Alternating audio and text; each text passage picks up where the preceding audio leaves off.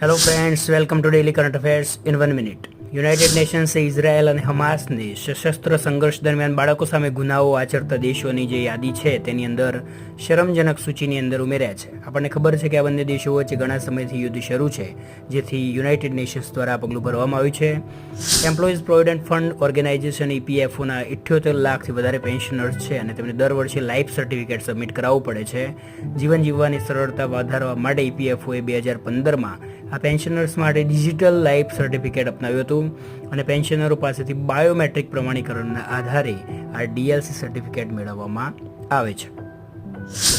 રાષ્ટ્રપતિ શ્રીમતી દ્રૌપદી મુર્મુએ બંધારણના અનુચ્છેદ 75(1) હેઠળ વડાપ્રધાન શ્રીને નિયુક્ત કર્યા છે અને જુલાઈની અંદર પેરિસ ઓલિમ્પિકની શરૂઆત થવા જઈ રહી છે, તો તેની ભરપૂર તૈયારીઓ શરૂ છે. હવે ડેલી કરંટ અફેર્સ માટે લાઇક, સબસ્ક્રાઇબ, શેર કરો.